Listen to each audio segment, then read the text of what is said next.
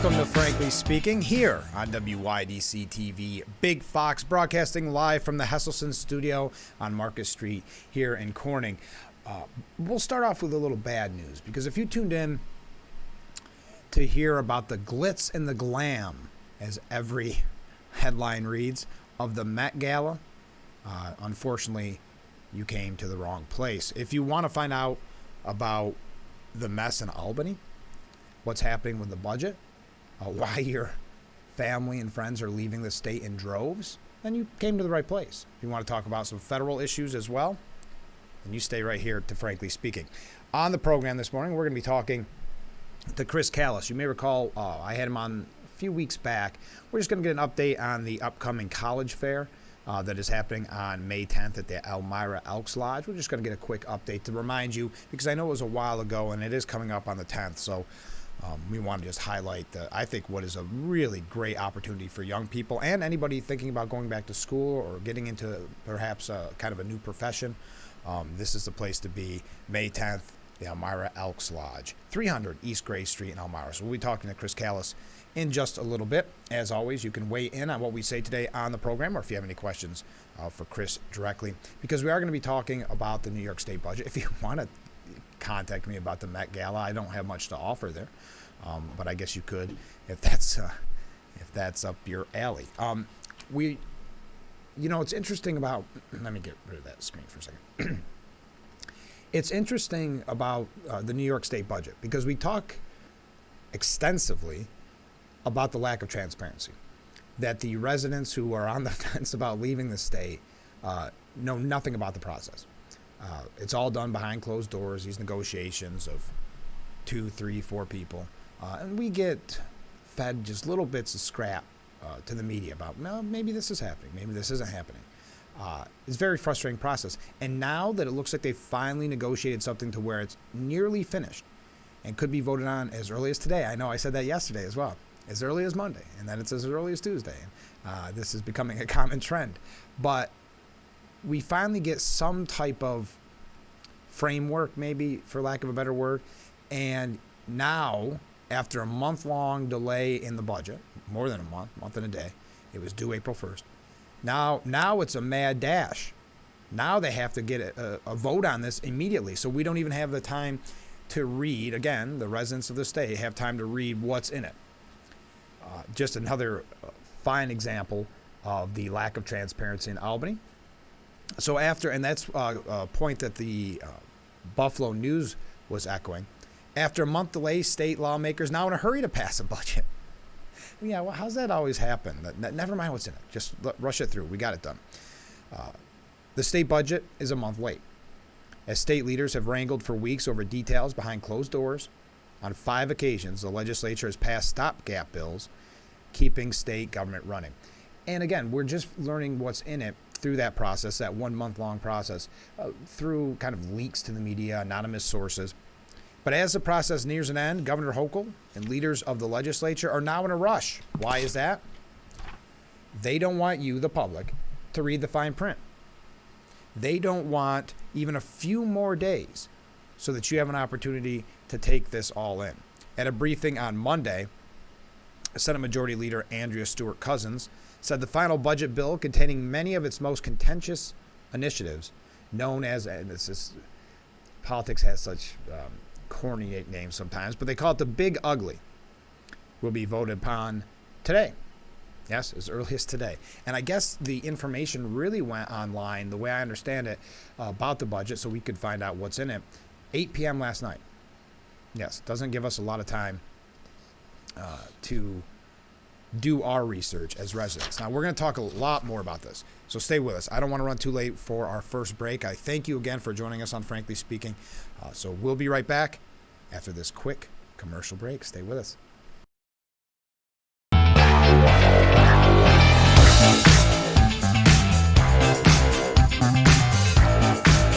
Welcome back to Frankly Speaking here on WYDC TV, Big Fox broadcasting from the Hesselson studio.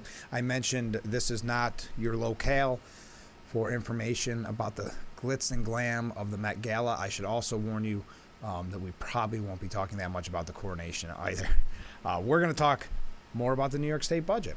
So again, lack of transparency, as we've been talking about, and when they're confronted about this in Albany, specifically Stuart Cousins, they said, what's the rush? You guys had a month, you couldn't get it done. You had over a month, couldn't get it done. Can't we have a second to read it? She said, we are creating opportunities to make sure people understand what is in there. I guess that by that opportunity, they mean less than, a couple days? Fortunately, I have you all, which will help as you ask your insightful questions. Okay, this is smart. This is a smart political move. Just a little inside baseball with media. Anytime you pat somebody in the media on the back and say, well, you're the ones really going to get the word out and your insightful questions, people in the media like that. But we have had a protracted process. I'm very happy that it will end tomorrow. So no real answers there as to why we are rushing. Basically saying, well, you in the media, you do this in less than 24 hours. You get the information out there, information that we should have had, where we as residents could read the fine print on this budget. Excuse me, a little hoarse this morning. So again, Leader Stuart Cousins saying we're pretty much done. That it looks like it could be voted on as early as today. Again, take that with a grain of salt, because we've heard those timelines happen before. Excuse me, a little frog in my throat. Okay, so there's no sense talking more and more about this because the vote's going to happen today. We know pretty much what we expected from the budget. We have no real teeth on the reform to bail reform. Pretty standard stuff of what we expected, but it ties in with an article from the New York Post. And how am I doing on time? I'm doing just fine. So this coming from the New York Post, and the reason I mention it is because it's when we see these bad decisions and these bad budgets come out of Albany, it leads to articles exactly like this one from the New York Post. So during the pandemic, New York City specifically, but all of New York, saw quite a mass exodus. And now it's hurting the state's bottom line. But it's not just because of the pandemic. They may want to blame it on the pandemic. The Empire State's pool of adjusted gross income shrank by nearly $16 billion in 2021 compared to just 2 years ago. It's representing a major loss in potential tax revenue compared to pre-COVID levels, according to a newly released data from the IRS. So I want to talk more about this. I got to get a sip of water. I want to talk more about this. Culligan's water, as a matter of fact. When we come back, so stay with us. This is Frankly Speaking here on WYDC TV Big Fox. I don't want to rush this topic, so stay right there.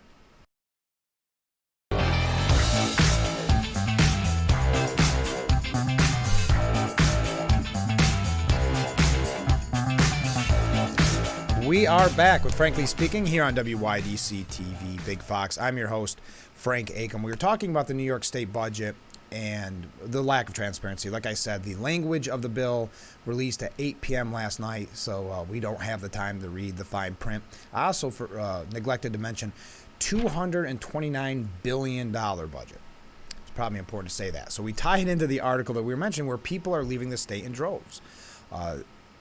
One goes with the other here. When these bad budgets, these bad decisions from Albany keep coming down, people finally say enough is enough. So this coming from the New York Post here.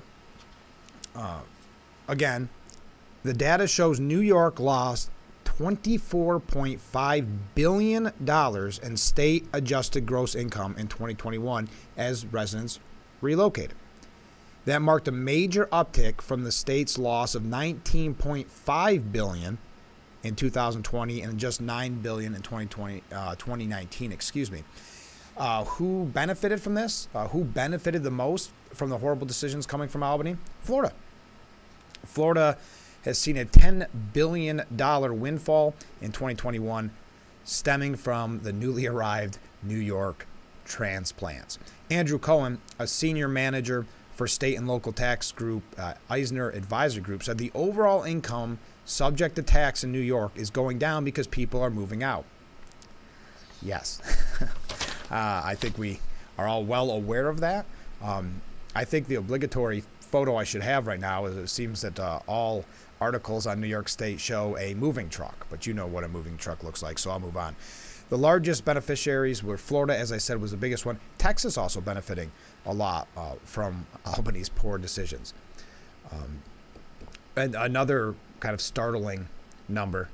Earlier this month, data from the Florida Department of Highway Safety showed that more than 10,000 New Yorkers have exchanged their licenses for Florida's. Data released by the IRS late last year revealed that millionaires, and this is a troubling aspect too, because remember, when people are leaving, the onus is still on us, the residents that are still here. They're not going to cut back spending. They're not going to say, oh, we have to really tighten our belts here. It's going to be the same levels of spending. The fewer people that are here than the year before, are going to have to make up that difference. So data released by the IRS revealed that millionaires were leaving New York in droves, a trend that coincided with a spike in tax rates. Yes, when you increase taxes, why would somebody that has this kind of money not go to a state like Florida that does not have income tax? Tax filings indicate that the New York residents who reported an adjusted gross income of more than $1 million fell to $54,370 in 2020, and that was from $55,100. So that's quite a difference there, a decline of 1.3%.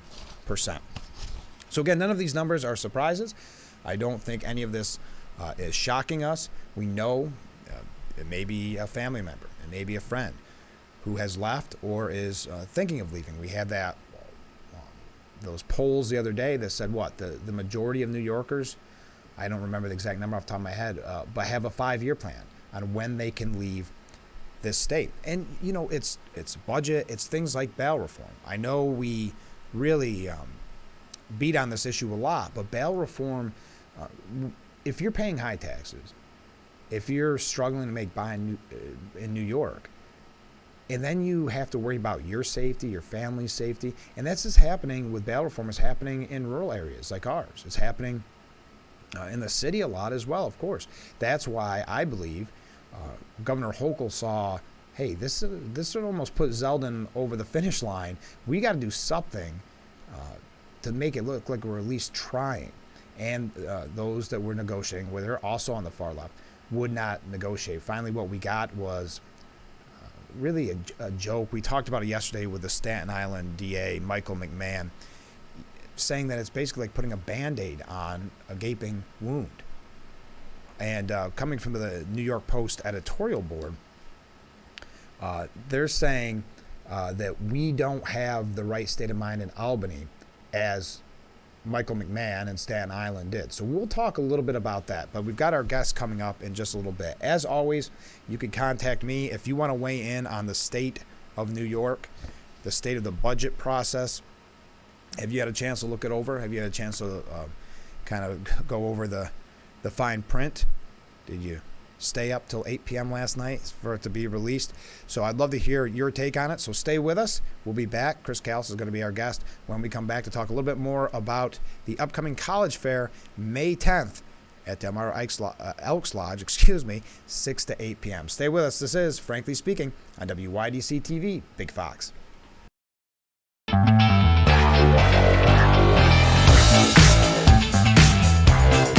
Welcome back to Frankly Speaking here on WYDC TV, Big Fox. Joining us in the studio this morning, Chris Callis. Thanks for being on the show again. Well, thank you for having me again. I appreciate it, Frank. Oh, I know you work very hard on this, and that's why I wanted to have you back on the program. How's the planning going for the college fair, which is coming up on May 10th, 6 to 8 p.m. at the Elmira Elks Lodge? The plan is in place.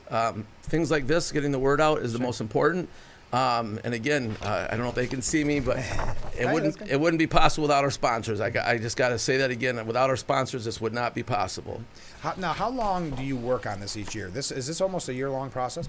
It can be, yes. It literally starts the next day. Yeah. We review all the comment cards, and they tell us, the good, bad, and the ugly of the fair. And I'm hoping it's more good than ugly. Of course. Now tell us about who should maybe be made aware of this. If someone's watching this before they get ready for work, who should they reach out to? Is it young people? Is it just about anybody that wants to get back into college? Well, it's open to everybody. Okay. So it could be someone like yourself that wants to go back and get another master's degree in communications, for example. Or your doctorate, for that matter. Okay. But it is an undergraduate fair, just to clarify that. So, but it's also for students who are looking to go to college, kids that most importantly need a reality check. Sure. If you're a freshman or you're a sophomore and your grades aren't up to par, come ask them what your cumulative GPA is going to have to be. So you got to get those grades up. Right. You know, but it's open to anybody. But I would suggest anyone that's hears me tell their friends, their family, their coworkers, their grandkids, their kids Sure. about coming to this event, because again, it only happens once a year. I can't stress that enough. And I know we kind of joked about it last time, but it's not really a joke. It's becoming like almost like a fair atmosphere. It is. You've put the fair back in college fair. I did. Tell us about some of the things that you offer. Well, here's a couple things. First and foremost, Robbie Nichols will be there, Yeah, great. giving out tickets to the Pioneers. He's going to have Stitches, the mascot, out front. We've got Cool Treats ice cream that's going to be there this year, an ice cream truck. So I'm hoping it's going to be 86, 87 degrees where they get a lot We of all are. business. Yeah, we all are. Which would be awesome. We've got the Spartan from Edison who's going to be there. Neat. Now, I'm on the school board at Meyer Heights. Proud to shout out to our school board members who work tirelessly to make things happen. They're going to be there. And also other mascots like Elroy the Elk, because it is the Elks College Fair. Of course. He will be there, which is awesome. They're going to be on each corner handing out coupons and tickets. And then, of course, we've got Wink 106 is going to be doing a live remote from there. So we've got music going on the outside. Going the whole time. Yes. Like I said, it is a fair atmosphere. So it's kind of a fun way for younger people or anybody that wants to go to college to have important conversations. I think, like you said, especially when you're younger, you don't really realize how much goes into getting into a college. And now you get to talk to the people directly that can make that decision. Correct, and that's the most important part. You talk to them directly, and they'll tell you. They have their sheet right in front of them, and they want your questions.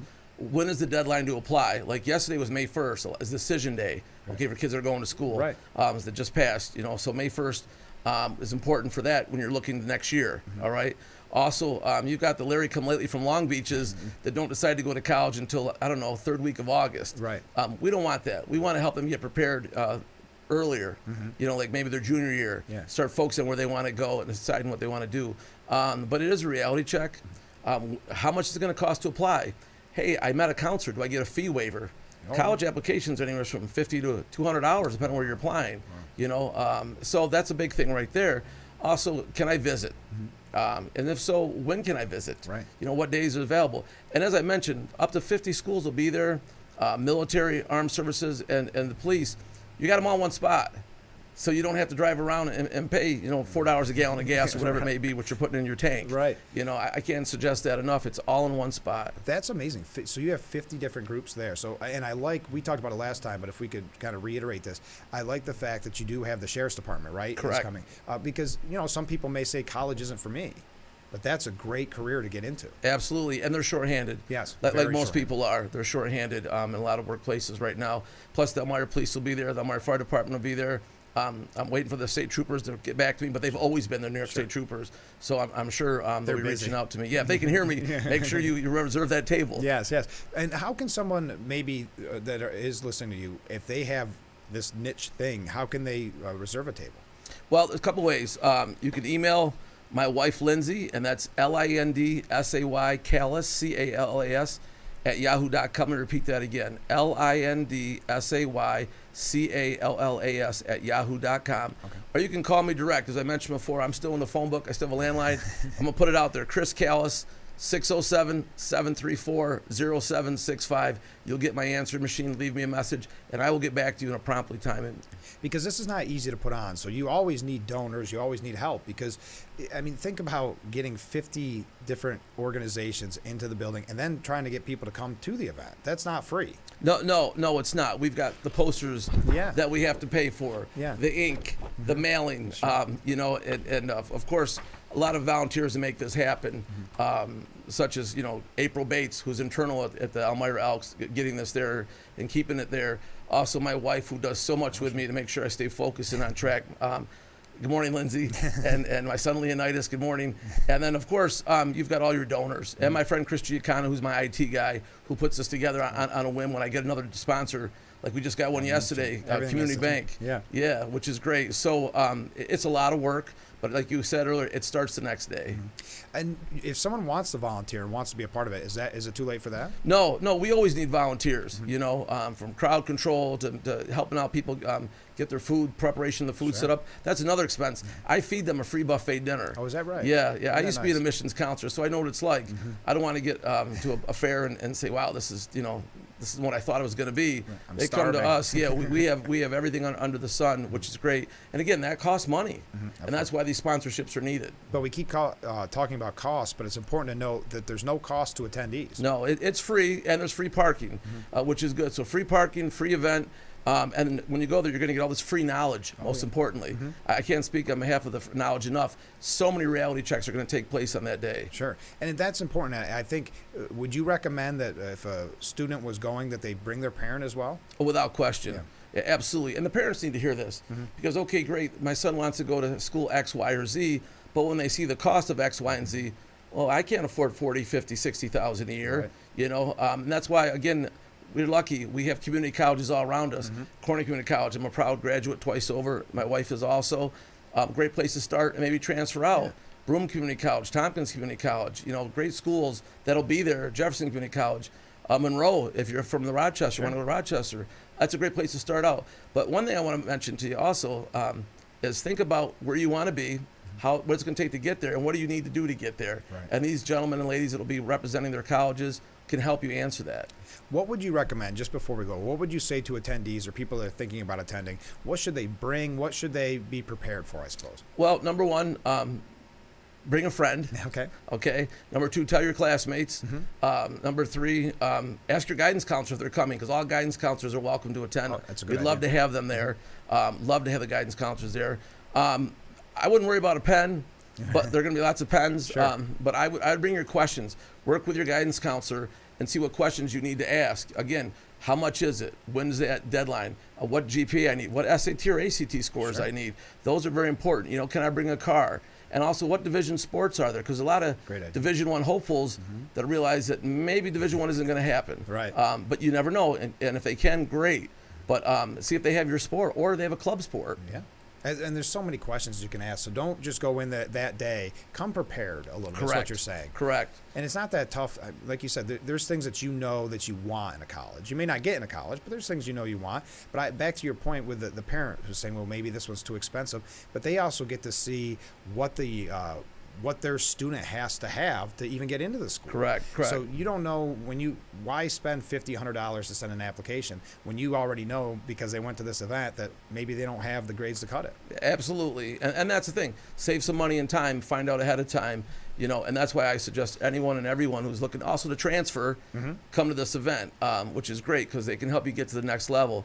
And if you are someone that's looking outside the area, we're going to have a lot of schools from outside the area that'll be there. You know, of course, we have our Ivy League schools like Cornell that'll be there. We have our SUNY schools. We have our private schools, two-year schools, technical schools. The police, like I said, will have a presence there. If you want to go right in the workforce, Right.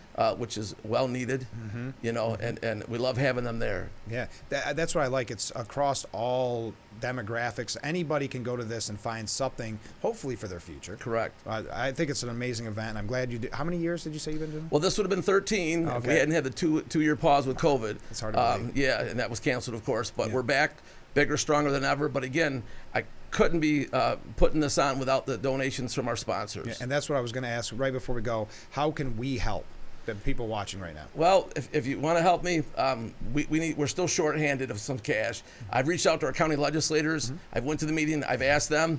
My phone is still on, so if you want to call me and make a donation, I'd love to put you on this flyer here.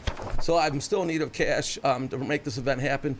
If Corning Inc. can hear me, I'd love to have them. You know, we're not talking a ton, but again, without my sponsors that we have here, it wouldn't be possible. But we could use your help. Most definitely, donation-wise. Well, I know we're not going to have an opportunity to speak before on the program, but I want to wish you the best of luck because I know the hard work that you put into this, and you must be proud at the end of the day. I am. But again, without my volunteers and friends that helped me do this, it wouldn't be possible. And you know, one of the biggest things was getting nominated for the Jefferson Public Service Awards a few years back. Right.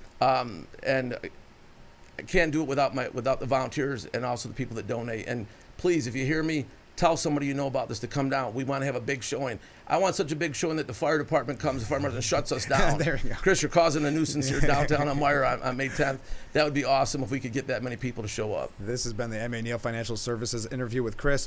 Thanks so much for being on the program. Best of luck, and we'll talk to you soon. Hopefully we can get an update after. Thanks for having me, Frank. I would love to do that. All right. We'll be right back with Frankly Speaking here on WYDC TV. Big Fox, stay with us.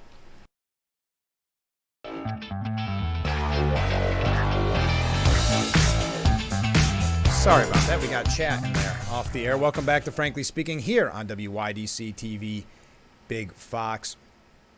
I want to make sure that we're all up and running. It looks like we are. All right. Got me thrown off there. Okay. Welcome back to Frankly Speaking. Thank you to Chris Callis for being on the M.A. Neal Financial Services interview section of our program. That college fair, he puts a lot of effort into it, and I think it's a very good opportunity for young people, because I like to, now that it's expanded in a way, that maybe college isn't for you. But we've talked to both sheriffs, Shamong and Steuben, who have said that there's just such a need for corrections officers, police officers. So this is an opportunity for you to meet with them, if that's maybe more of an avenue you want to go down, or the military, like you said. Wonderful opportunities there. So thank you again. All right, we were talking about the New York State budget. I'm not going to talk a ton more about that, but I didn't want to end where I did, because I thought this was an interesting point from the Post editorial board. And what they're saying is Albany doesn't have the mindset that the district attorney from Staten Island, who I mentioned yesterday, does, which is that this reform to bail reform it's nothing. I mean, it's putting a Band-Aid, as he said, on a gaping wound. Now, the problem is the legislature's been refusing to listen to anyone in law enforcement. And that's what it boils down to, because law enforcement was predicting this would happen with bail reform, meaning that you'd have crime skyrocketing, you'd have public safety becoming a major issue. So they didn't want to talk to law enforcement, who knew what were going to happen. They didn't talk to prosecutors, cops, or criminal justice experts, unless the criminal justice experts were far, far left. Then they listened to them. And that's when they started down the path to criminal justice reform. And that would have been, well, how many years ago now? Probably 5 years ago. Progressives' overriding priority is protecting criminals, says the New York Post editorial board. To hell with prosecutors and the public. On Sunday, again, DA Michael McMahon from Staten Island called lawmakers' latest tweak a mere Band-Aid. And many are even saying that's an overstatement. Assembly Speaker Carl Hastie and Senate Majority Leader Andrea Stewart-Cousins refused to lift a finger to plug any of the other huge holes in New York's quote-unquote reforms, and Governor Hochul failed to deliver. Yeah, she really did cave. I mean, I think she wanted something, because she realizes the poll after poll shows that people are upset with bail reform. They're scared for their safety, their family safety. She saw that with how close Lee Zeldin got to defeating her. So I think she said, let's do something, even if it's weak. She can say that she, quote-unquote, tried. But like the Post editorial board says, prosecutors, police, judges, others had predicted this would happen with public safety. They predicted it, which is exactly why lawmakers refused to even consult with law enforcement back when they passed the reforms. Hastie and company didn't want to hear about the nightmares it was going to cause and is now causing. Just this year, they refused to let progressive Albany DA David Soares testify, knowing he'd make too strong of a case. Hochul, meanwhile, wants someone else to do the heavy lifting. When lawmakers balked at even her tiny tweaks on discovery, she folded, as they said here, like a cheap suit. New York's top lawmakers, with this decision, put criminals first, from the Post editorial board. If voters want to halt crime, and I love this line, they need to gut the legislature as thoroughly as it gutted the justice system. That is such a great point from the New York Post. I thought I tied it in. Again, if you are just joining us, the budget looks like it'll be voted on today. And we, again, because of Albany's notorious lack of transparency, we got what was in it about 8 p.m. last night. So if you haven't had the chance to read the fine print, I don't blame you. But we know that the reforms on criminal justice, or bail reform, nothing. There's a lot of discouraging information to come out. But again, not really a surprise, and that's why we've been talking about it so much. One other thing. Do I have time? I do have time. We have two other quick New York issues, then we're going to go to the Fed level. But we've talked about this a lot on the program with many of our guests, so I think it's worth mentioning. This is coming from Joshua Solomon, and he wrote a piece how they're going to go at the state level, crack down, I should say, on illegal pot shops. State lawmakers are set to expand the government's ability to shut down an estimated an estimated thousands, that's a weird way of saying that, of illegal pot shops in New York. And this isn't just downstate, this is upstate as well. Lawmakers on Monday were poised to adopt the measure in their annual spending plan, a budget document that often includes the state's most controversial policies. So that more or less would be today. Again, timelines in Albany really mean nothing, as we've seen in this whole budget process. The spending plan also includes an additional $16 million to bolster existing funding for enforcement. This is the kind of, think of these shops as kind of the black market, right? And because we had such a disastrous rollout with legalizing marijuana, this was going to happen. I mean, it's only natural that people will try to flood the market and take advantage of the system. The new rules are expected to increase fines, but also give the Office of Cannabis Management and Department of Taxation and Finance the ability to, quote, inspect and shut down unlicensed adult use cannabis stores. That's according to a draft copy of the final budget. It gives them the ability to conduct searches as long as it's not a private residence, and to seek court action for temporary restraining orders or mandated closures. An illegal pot shop under the new rules could also be subject to tax fraud. It would also allow a landlord to evict a tenant if their sole businesses is an illegal pot shop. This is kind of interesting, and you might say, wow, that does seem like they are going to crack down on it. Well, because it went against their business model. You got to remember, the legal dispensaries in New York, that's where the tax is coming from. And what's the most important? Tax, when it comes to Albany. So they saw these illegal places as infringing on what they thought was going to be a huge success. Everybody flocking, but there's not a lot of the legal places the way we understand. I think they said 5 in New York City. So they saw this threat to their quote-unquote business model and this tax revenue that they had predicted.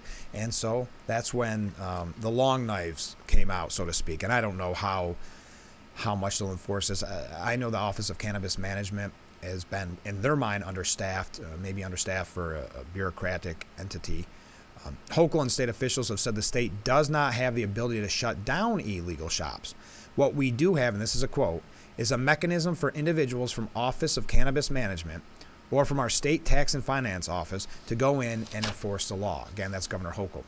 The Times-Union reported on Sunday that emergency regulations grant authority to the Office of Cannabis Management to seize any and all cannabis and cannabis products from unlicensed entities, as well as require such entities to cease all cannabis-related activity. The emergency regulation also granted the office the ability to refer investigations to the State Department of Taxation and Finance, district attorneys, or other enforcement agencies. Penalties could range from fine of $50 to $10,000, and also could include criminal offenses under state cannabis and tax laws. And what we learned last week, and they must have changed their tune, there were certain politicians on the left that didn't like this avenue because they thought it wasn't fair to the staff, who could feel almost, I don't know if the word's triggered.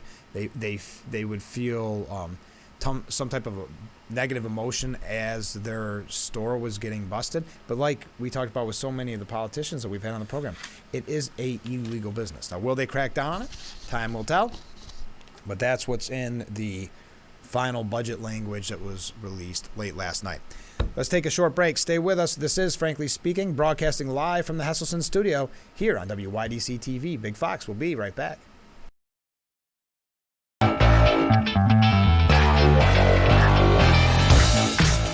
Welcome back to Frankly Speaking here on WYDC TV. Big Fox is responding to some text messages from people. Thank you. You can always contact me if you want to weigh in on the budget or any of the issues we're talking about. By the way, I meant to start the program with this. Breaking early this morning, Kevin McCarthy, the House Speaker, of course, is going to meet with Biden on the debt ceiling. You know, it's interesting how the media portrays this as, you know, because you've heard Treasury Secretary Janet Yellen said that the U.S. could default as soon as June 1st. And so somehow, even though Republicans came up with a plan, even though they said it couldn't be done, McCarthy did it. They agreed on it, put it forth, and somehow the media still blames Republicans. Biden and others saying, no, we're not going to negotiate. We're not going to negotiate. And so the media takes that side, even though, again, there was a plan. So I guess McCarthy has now accepted an invitation to meet with the president. according to a source familiar. This is going to be a very important conversation, according to the media. But I think that kind of mindset goes to how the media and the bias really affects our day-to-day life. Because if you were just tuning in to maybe a farther left outlet or a biased outlet, you would think that, well, Republicans are doing nothing. They want to see us hurtle towards that default, which is not the case at all. It was Republicans that had the plan that's put forth. It was President Biden and Senate Democrats who said, no, we're not even going to look at the idea. So that goes to this next story that I didn't know I was going to talk about, but I think I will. Can you see that okay? Yeah. So Americans are faulting the news media for dividing the nation, which I understand. I mean, you see it in the coverage that we talk about. We talk about the media bias very frequently on this program because a lot of times it's what they won't report. A lot of times it's how they skew the story, and we have examples of that. That's why you have to stay tuned right here, because you get the real information.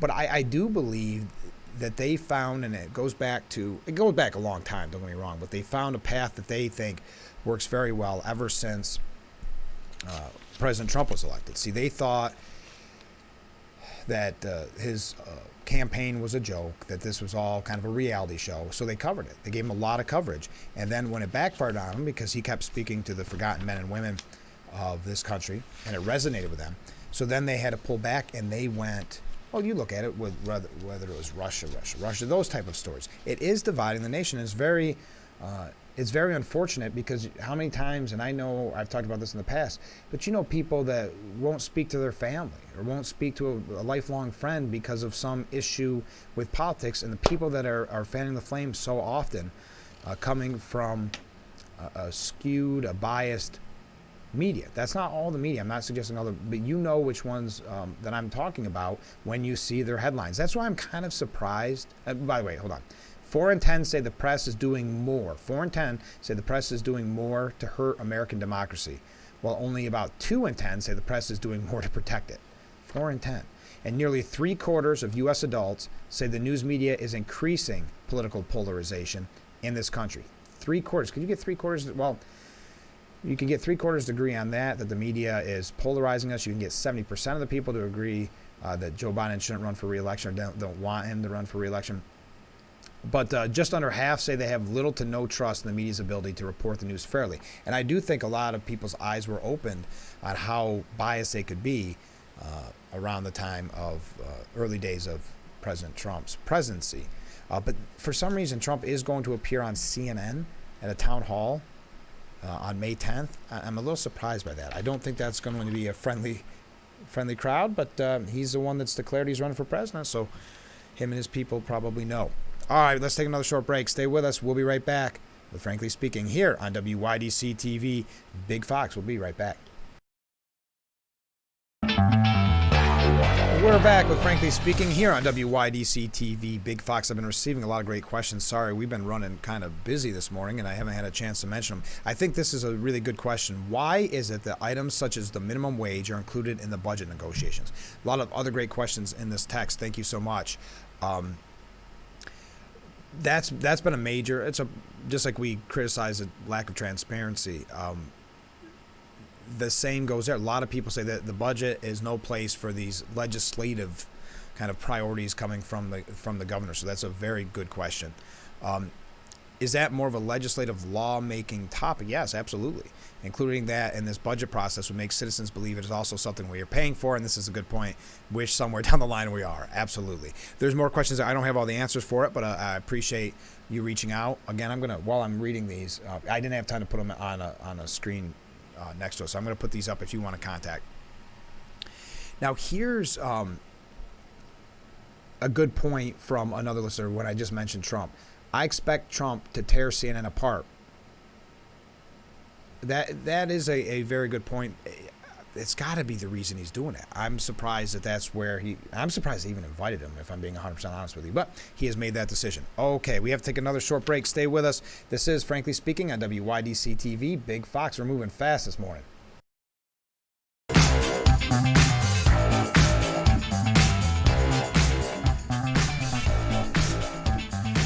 We are back with Frankly Speaking as we wrap up the program here. Thank you again for joining us.